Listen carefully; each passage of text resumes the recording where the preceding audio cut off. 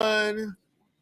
All right, ladies and gentlemen, I get it. We just came off a gluttony week of turkey, but we got a good one here for you guys today as we explore the flavors, philosophy, and community behind the Urban Smokehouse. Let's get this one started. Here we go. Shut up and sit down. Look, a business can give you everything you want in life. Prestige, wealth, freedom. It can also take everything away from you. This show is for those who are willing to take that risk. These are the real life stories of entrepreneurs. But before we start, I have one small favor to ask. Please leave a comment. It can be advice, critiques, tips, feedback, or share this with someone because your engagement is the most valuable and most powerful form of social currency. So thank you, and welcome to another episode of Business Boss! Ladies and gents, our guest today has a passion for barbecue, and his innovative approach to making it convenient for everyone promises an exciting and mouth-watering conversation. So welcome, foodies and grill masters. Today we're joined by a remarkable guest who's traded his corporate suit for an apron and embarked on a mouth-watering journey in the world of barbecue. The man behind the Urban Smokehouse is here to tantalize our taste buds and share his passion for authentic, convenient barbecue. So we're going to explore his deep connection to food, his mission to bring quality barbecue to your doorstep, and how Urban Smokehouse has changed the game for barbecue lovers everywhere. So let's get this show started. Let's welcome to the show, Mr. Andrew Buehler.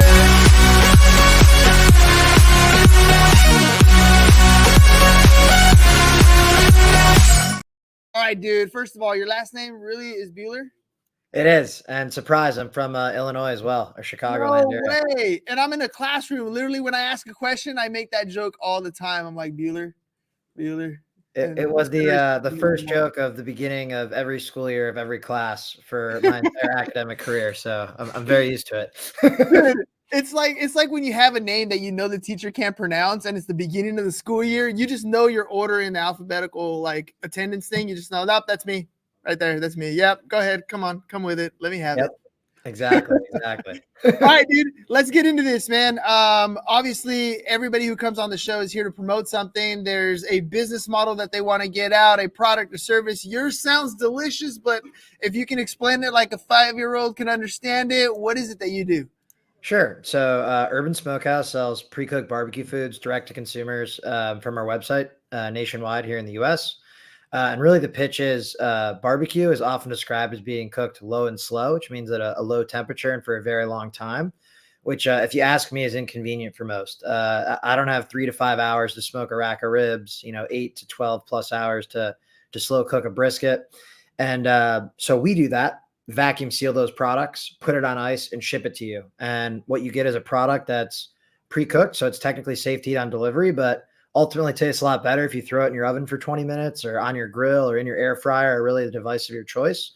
And it makes barbecue significantly more convenient. So the time constraint's really kind of the pitch for everyone. And then the urban element is, hey, if you live in the city, you probably don't have a backyard. You probably don't have a grill. You definitely don't have a smoker. So really, we kind of double down for people that live in urban environments or apartments or condominiums or things like that. So that's kind of a target audience then, right? We're looking for those college kids that don't have the room to barbecue but want to have the barbecue, the family who wants to make that dinner on a regular basis but doesn't have time to stand outside and watch the flames grow. Who do you specifically target for your business model in particular? Yeah. So originally I thought it was going to be predominantly just people in cities, people that had, that no backyard thesis.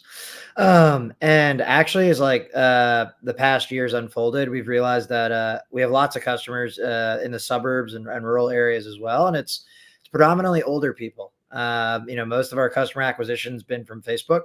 So that might speak to also this, like the Facebook demographics being, a little bit older, Instagram kind of being a little bit younger, and TikTok being the youngest. But we've kind of found success on Facebook to date. And so we're continuing to focus on older people to date. So it's predominantly men and predominantly people 55 plus. All right, so it's obvious that you went to college for barbecue. You probably got like a minor in packaging and logistics, right? Like, what's your background as far as education is concerned? How did you decide to become it's basically a barbecue connoisseur. Yeah. So unfortunately, maybe that's something we'll do in 10 years, start barbecue university. But that wasn't a major offered at my school. I went to Bates College in Maine. I studied economics and actually Chinese language. And I spent the first 10 years of my career in New York City working in financial services. That said, food was kind of always the passion. I started the Grilling Society in high school, and in college, I had an eating club as well, where I hosted an annual pig roast for the school, where we were, cooking a full hog and having, a couple hundred students come by and having some awesome barbecue. And so it really was kind of the passion in the background, where I was experimenting and, cooking for people. And, New York's a great place to eat a lot of great global cuisine. So enjoying the restaurant scene here as well. But spent 10 years in finance. And then COVID was that natural self-reflection period for a lot of us, where we spent a lot of time at home and thinking about things. And I kind of said, hey, do I want to keep doing this for the rest of my life, or do I want to pivot? And decided to chase the passion project, and it's been working so far. So I'm happy. You must have a lot of friends, dude. Because I noticed that I have this thing. Like I noticed the more people I feed, the more people come and hang out. Like close around me. It's kind of a weird scenario that happens. How'd you get started? I mean, you said you started this in COVID. How'd you get started as an entrepreneur, as far as like restaurants are concerned, especially in COVID times when like people were not opening restaurants? As a matter of fact, it was the opposite. People are starting to shut those things down during that time. Totally. And again, we're not a restaurant, we're an e-commerce brand. So I think during COVID, especially if you lived in like the city, you noticed like in the lobby of your building or in the entrance of your building, every single day there was more and more Amazon packages or more and more boxes in general. And I mean, my building, for example, there was like call it a mailroom, or a place where they dropped all the packages off. 6 months into COVID, the mailroom was basically a closet, and the regular lobby was just more packages as well. Like there was just so much e-commerce going on. And so also another trend that happened during COVID was people were hesitant to like go to the stores themselves. So I think a portion of people used online grocery delivery, but 3 or 4 weeks into COVID, a lot of people were first-time adopters of like, maybe I should get my groceries delivered. And especially for those items that normally people like to pick themselves. So I think of like, I was always comfortable buying, Gatorade or Cheez-Its or some sort of packaged good online, but a lot of people want to like pick out the meat themselves or pick out the produce themselves. You pick the 3 apples you put in the bag, or you pick the, the steak or the chicken breast that you want. And so COVID kind of forced this rapid adoption curve of, well, I can't go to the store anymore, and I'm not going to not eat these things for a couple months. So I guess we're going to try it delivered online. And so that forced like kind of adoption curve is where I started to see the opportunity and saying, hey, this used to be a niche, but maybe now, more people will be interested or less hesitant to try to buy these things online. And maybe we want to explore building a food-oriented business, a food-oriented delivery business. Then barbecue specifically had that niche that I kind of addressed in the initial pitch, which is like a lot of people like these items, but a lot of people almost associate them with like, we're going on vacation to Texas, and while we're there, we're going to try brisket because we never eat that at home, or we never make that ourselves, or like we're going to St. Louis, or, one of these places that's like known for barbecue. And it's almost like a highlight of the trip, and they're eating 1 or 2 times a year. Or maybe you have like one friend in the friend group that has like a green egg and, is offering to cook some ribs or brisket on a Saturday or Sunday. But it's something that a lot of people like to eat, but are pretty much hesitant to make themselves, from the time commitment, from the skill, from the equipment. And so that combined with like e-com was really where the thesis and the wheels started ticking. And I just started working on the business plan in the back half of COVID. And ultimately we did a Kickstarter campaign, which is like a crowdfunding campaign, and officially launched in July of 2022.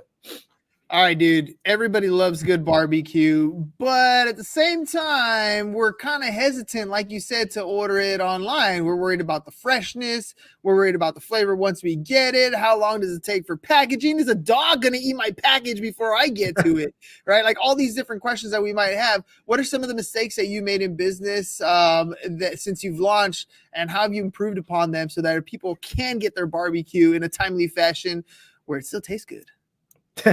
Totally. Wasn't necessarily a mistake, but it's something that like we realized pretty quickly we needed to do more and more of. And I think with like food, the key thing is just getting someone to try it. And if you're an online business, we're not a restaurant. I don't have the natural seduction or aroma of you walking by my establishment and it smells good and you're curious what we're cooking inside or something like that.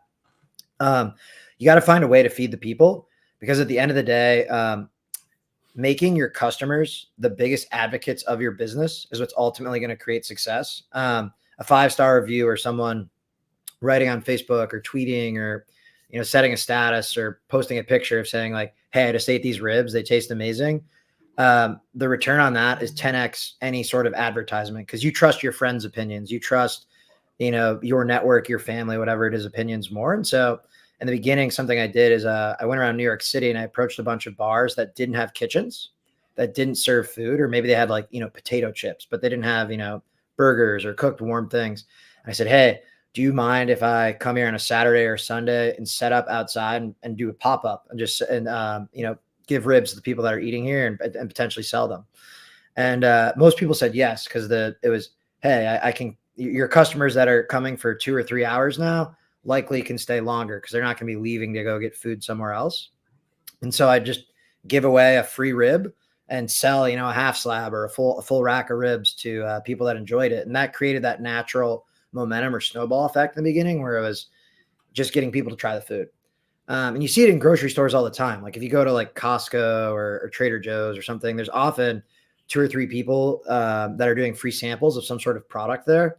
And before you have any sort of brand or name recognition, very few people most people go to the grocery store with a list. Hey, I'm buying eggs, I'm buying milk, I'm buying, broccoli.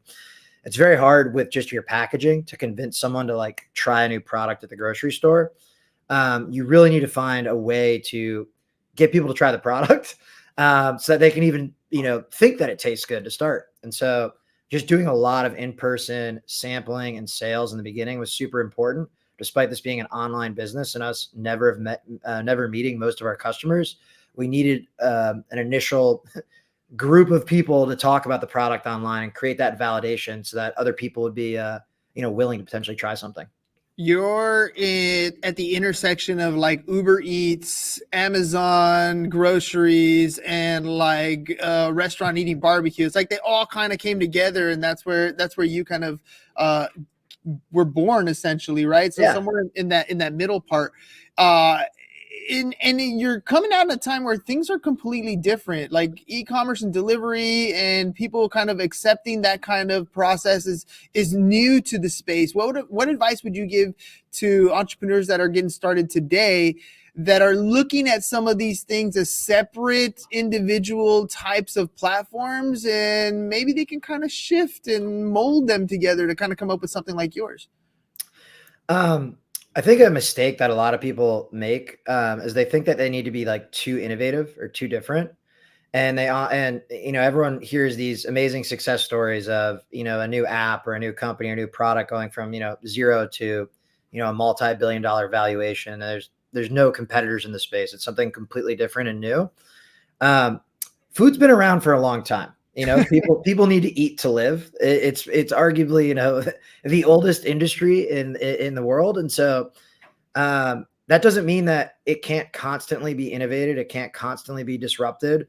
Don't be intimidated by, large industries that have been around for hundreds of years and have participants that have been around for hundreds of years. Kraft Heinz, Nestle, there's companies here that are multi-billion-dollar, have decades and decades of experience. That doesn't mean that you can't make a new product. You can't make a new way of serving it.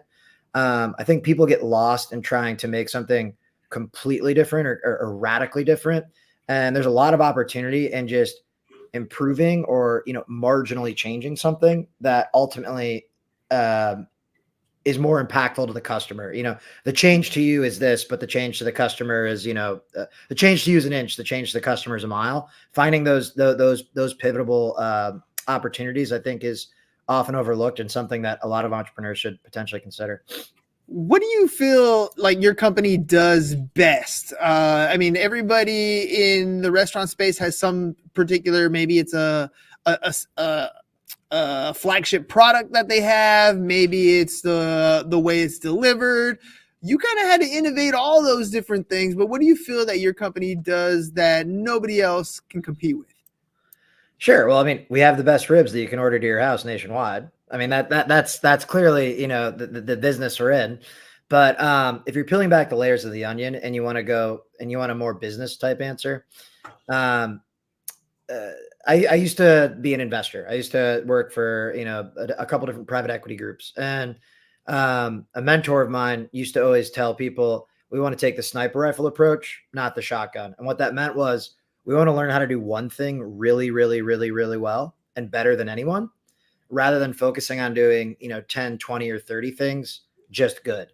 Because if we can do one thing really well, we can often hire or outsource or find other people that are then the experts or the best at doing something. And so really what I'm focused on doing is online sales and marketing. It's how do you build a brand online? It's how do you acquire customers efficiently online? How do I get the product to the customer in a timely manner where they're satisfied? How do I actually fulfill this? How do I get the customer and make the customer happy in a timely fashion? So that's what we're focused on. And so I don't do the fulfillment. I've partnered with, someone who I think is, one of the best fulfillment centers. And if you're selling a perishable good, that's a temperature controlled or climate controlled facility. They have to know how much dry ice to put in the box. It's different if it's being mailed to Texas in July versus Alaska in January. Because, the room's 120 degrees versus it's snowing outside. It's different if you live, a block from the fulfillment center versus, 10 states over, and it's going to spend an extra day or more hours in transit. And these are things that I didn't want to have to solve myself. And there are other people in the market you can go to and approach and say, hey, you're the best at this. I'll pay you for that. So you have to kind of figure out, like, what is that one or two things that you want to focus on and become the best at. And so in our opinion, that's kind of this, how do we do customer acquisition? How do we, get the product to people in the right time and stuff like that, and figuring out which piece of that puzzle I own and where we should partner with other people so that the entire system is flawless, but we're not becoming experts in 100 different things. We're becoming an expert at one thing at a time. And as we get bigger, we'll potentially consider, bringing other functions in-house or becoming experts in other things. But for now, I'm trying to become an expert in customer acquisition online. No, and that's good. I mean, and it's subtle the way you explain that, but it's absolutely crucial. Everything from where you're first starting out, and I'm sure you were doing the fulfillment at the beginning. It's how you were handing out the ribs for the trial run, how you were serving it to other people. You were kind of figuring stuff out.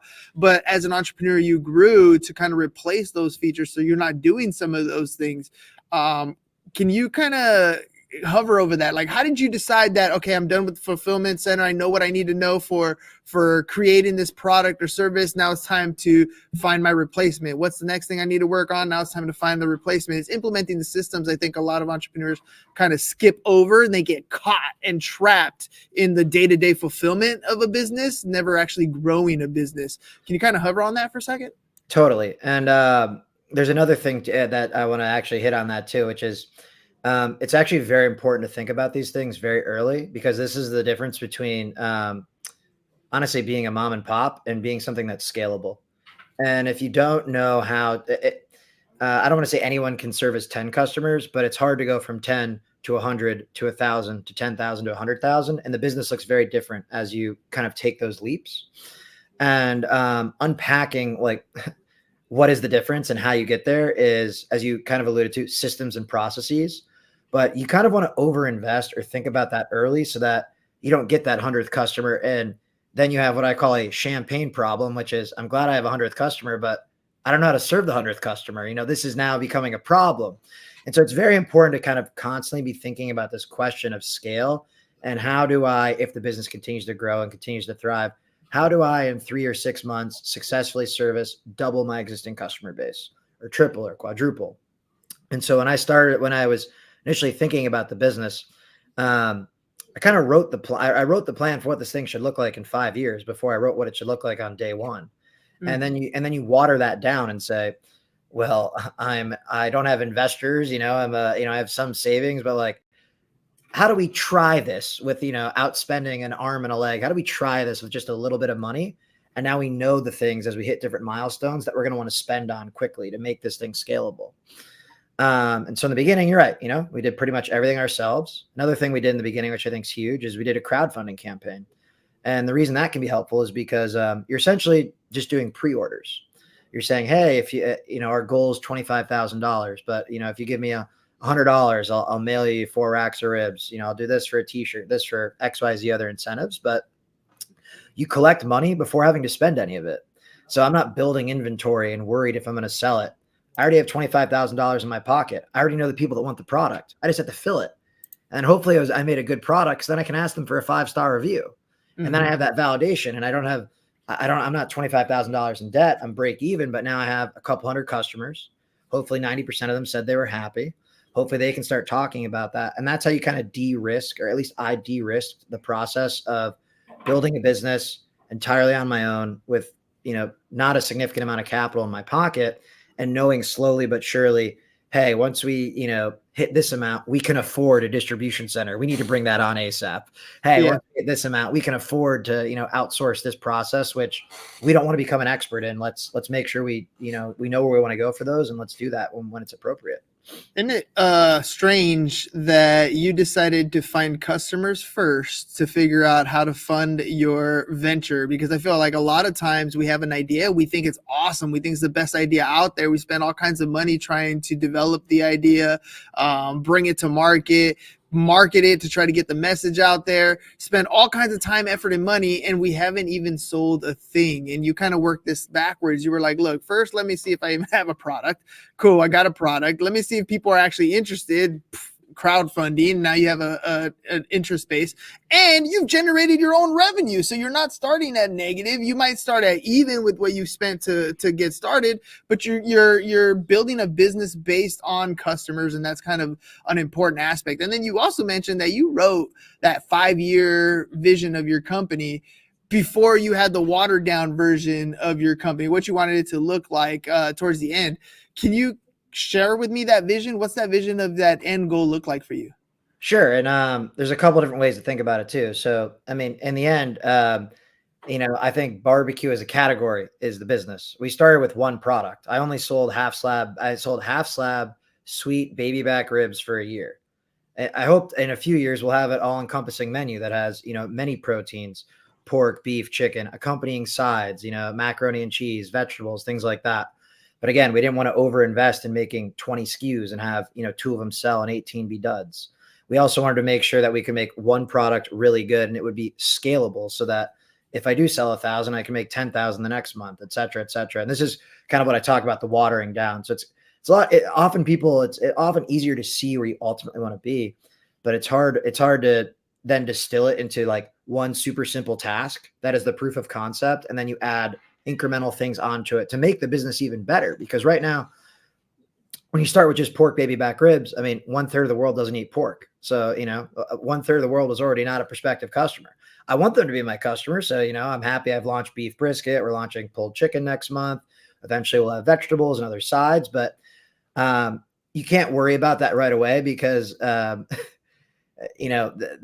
enough opportunity in pork to make $1. There's probably not enough opportunity there to make, tens of billions of dollars, a much greater number, but it's baby steps. And so the product roadmap's one example where, I have a vision of what I'll refer to as an all-encompassing menu, but we started with just one product and one flavor iteration.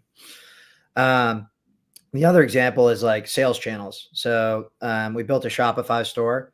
Right now we're in the process of building our Amazon store. Ultimately, we're going to be on the various marketplaces that are integrated into different social media, TikTok shop, Facebook shop, all that jazz. Outside of e-commerce, I think once we've built a big enough brand, which I'm calling kind of the milestone of 10 million in annual sales, we're going to potentially consider retail as well and sell some of these products in grocery store. But again, you kind of water that down and say, well, which one do I want to go for first, retail or D2C? Okay, what's the best product to pursue first? We got to do one product, half slab baby back ribs. Okay, and these are kind of the unwindings versus the vision, if that makes sense. And there are other aspects to it, but I think those are kind of like the most tangible for like the consumer or someone thinking about from the business on the outside. There's also tons of milestones internally, which we touched base a little bit on earlier for when do we do things in-house versus when do we hire people outside? When does someone go from a part-time / contractor position to a full-time position? Understanding how to scale things up and down and when to do things yourself and when to trust an outside expert is a very challenging question. And it touches really every aspect of the business. And you need to constantly be thinking about that. And understanding what the return on that investment is for everything. You know, when does it economically make sense for someone to do this full time? When does it economically make sense to attempt a new sales channel or a new product? These are the questions we ask every day. Yeah, and I love how you kind of break that down to get all the way down to the ridiculous. I mean, you have a vision of multiple products, multiple things going out, even have retail locations, but you started with just one product. You started that you were going to get really good at.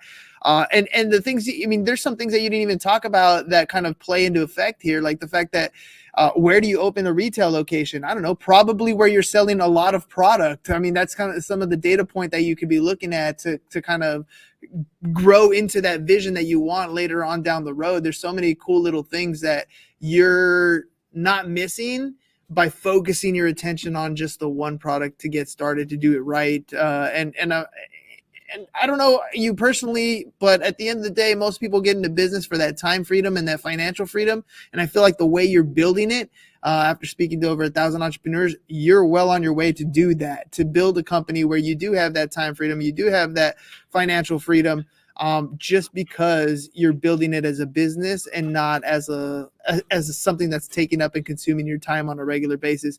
All right, Andrew, if people want to reach out, man, they want to find out more about your ribs, how they can get some of their ribs themselves delivered to their spot, how can they do that? Yeah, so our website is www.urbansmokehouse.co, so .co, not .com. And the website URL is also our handle on all social media. So we're at urbansmokehouse.co on Instagram, TikTok, Facebook, YouTube. Those are the best ways to reach out. If you want to try the product, visit the website. If you want to contact us, you know, shoot us a DM on Instagram or any of those social handles that I referenced earlier. And happy to talk business, happy to talk barbecue. Really appreciate you having me on the show as well. This is fun. Of course, man. And I can't leave this episode without getting a little fat bastard in here. Get in my belly! You're doing your baby back ribs, man. All right, Andrew, thank you very much for coming on the program. Ladies and gentlemen, Urban Smokehouse, I took it off there, urbansmokehouse.co, urbansmokehouse.co is the URL and the social media handle. So if you're getting a little hungry, if you want to know what to order, it'll come to your doorstep, and all you got to do is pop it in the oven for 20 minutes, air fryer, whatever it is, and get your grub on. Andrew, thank you very much for coming on the show today. Ladies and gentlemen, we'll catch you guys on the next one. Peace. Thanks again. This was super fun. It's over. Go home. Is your business in need of marketing? Try starting a podcast. But not just any podcast. Podcast like a pro. We can show you how to take your business from being invisible to becoming a brand people trust. Go to www.businessbros.com.